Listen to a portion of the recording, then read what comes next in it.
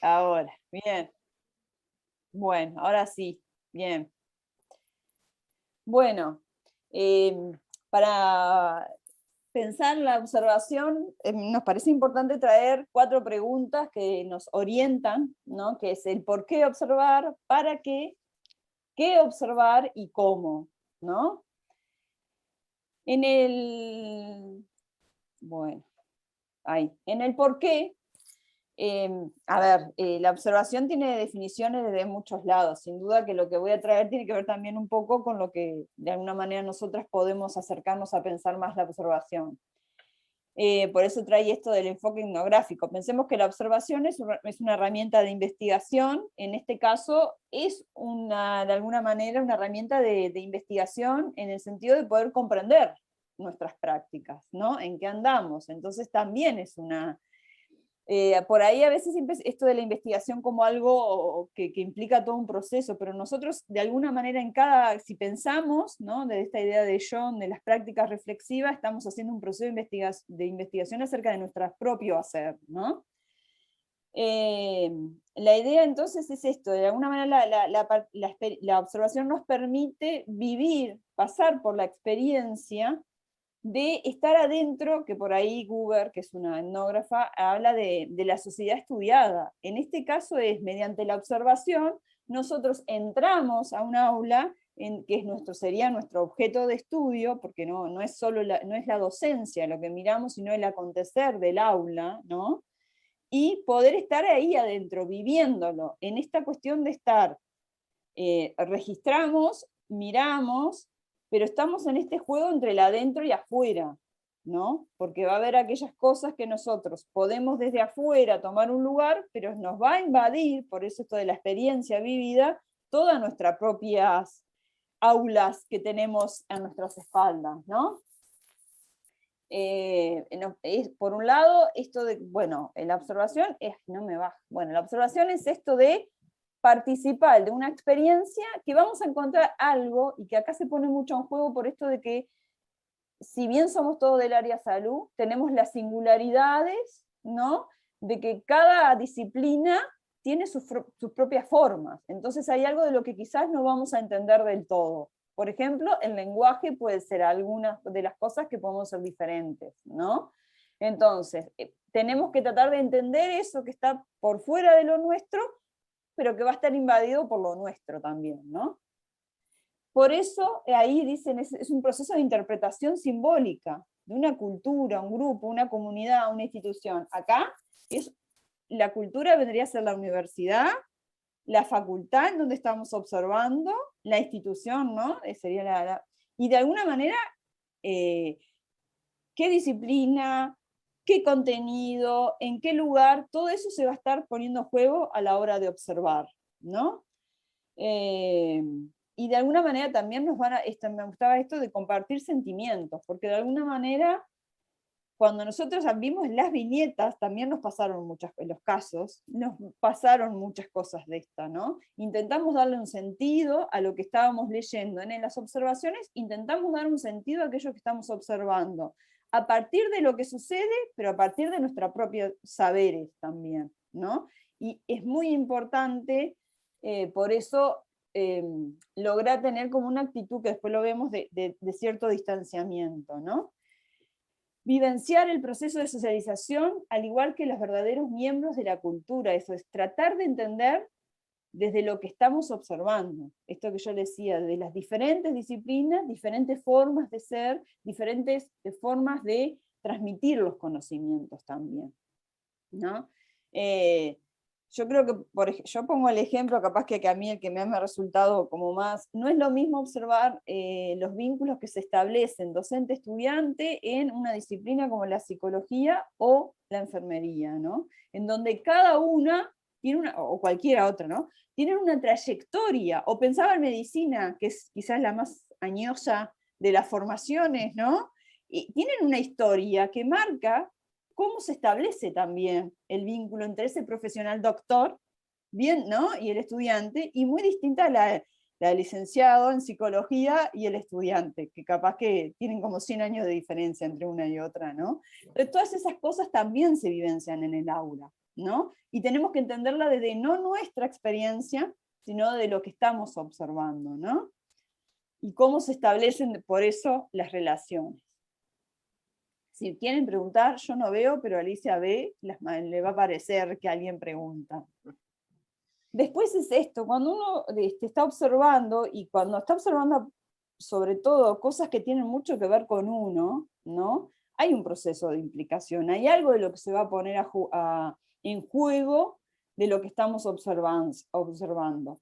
Entonces es involucrarse, habitar ese espacio, estar inmerso en eso que estamos observando, pero es muy necesario el reflexionar acerca de eso, ¿no? Por esto de poder reconocer qué es mío, ¿no? Y ahí viene la otra parte, el distanciamiento, y qué es de lo otro, qué es de mi aula y qué es de esa aula, qué tengo en común, qué tengo de diferente, y qué lo estoy leyendo desde ellos, desde los otros, y qué estoy leyendo desde mí, ¿no? O qué le estoy dando al otro que es mío y que en realidad no está pasando ahí, ¿no? Es una modalidad de la observación de reelaboración permanente, pero también entre el investigador y lo observado. Yo creo que quizás en esta instancia, como es una muy puntual, no hay mucha posibilidad de interacción, pero sí tenemos la posibilidad de interacción con el docente responsable, que incluso después, ahora me acuerdo Alicia que en la guía no lo pusimos, pero capaz que después hay algunas preguntitas que están buenas plantearse al momento de ir a hacer la observación, o después, ¿no? Con esto, por ejemplo, de cuánto hace que están trabajando, como esto que planteaban hoy, se ve que la docente es la primera vez que va, y la otra docente hace mucho tiempo. Esos no son detalles menores, porque también hacen de lo que uno va a observar, ¿no? De qué año es la materia que van a observar, o la unidad curricular. Eso también determina que miremos distinto. No es lo mismo mirar a un estudiante que recién ingresa que uno que está egresando, ¿no? Los comportamientos son distintos. Y bueno, y el aula nos permite esto, conocer una situación y la observación, perdón. Conocer una situación y reflexionar a partir de ella. Ese es el paso siguiente. A veces observando también podemos ir viendo. Por ahí es muy básico esto, ¿no? Si quieren más materiales podemos darles, pero nos parecía que lo importante es como algunas cosas esenciales, ¿no? Eso es el por qué. El para qué. Obtener la experiencia y experiencia directa del aula, bueno, desde aspectos pedagógicos y vinculares. Nos parece que es importante posicionarse de los dos lugares, ¿no? Abordar procesos, acontecimientos, aspectos del aula que suministran un marco de referencias para pensar nuestra propia praxis docente, ¿no?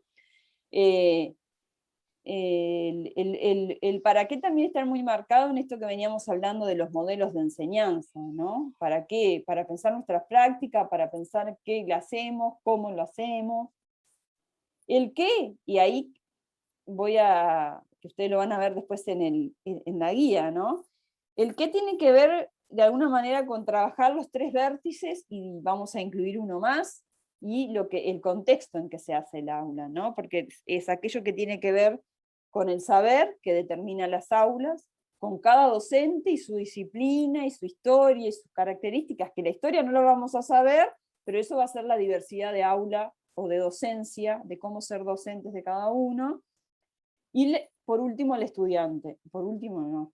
Y el otro aspecto es el estudiante. Perdón, pensaba en los tres y dije por último, pero no, quise dar la idea de que era lo último, ¿no?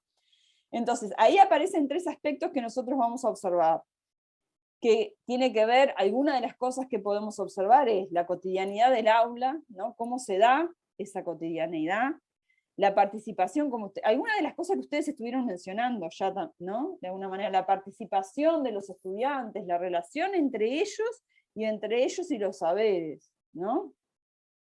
Las metodologías de enseñanza, que nos permite, y cómo el docente, ahí me quedó mal la frase, ¿no? Cómo el docente vive la experiencia. Eso es lo que queremos saber también de alguna manera, ¿no? Que capaz que esos son algunos de los datos que después podemos como preguntar.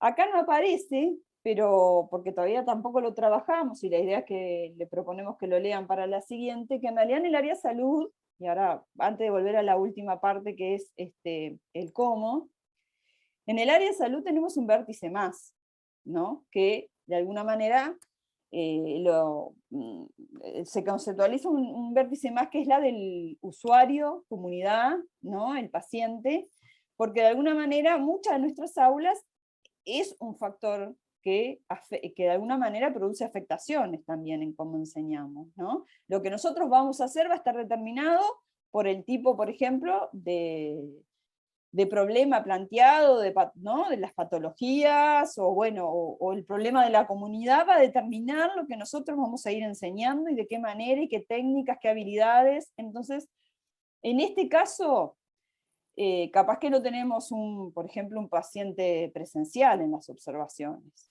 pero quizás aparece un paciente, como yo le suelo llamar, un paciente ausente presente, que es el de una viñeta, el del simulacro, ¿no? O por ahí después en la guía van a ver alguna otra. Entonces, no lo hemos trabajado, pero por ahí, que tiene que ver con algunas cosas que yo anduve por ahí pensando, que tiene que ver esto de que la relación deja de ser una tríada, ¿no? Para hacer un rombo cuaternario, eso después por ahí si quieren lo lean, en esto de que dejamos de ser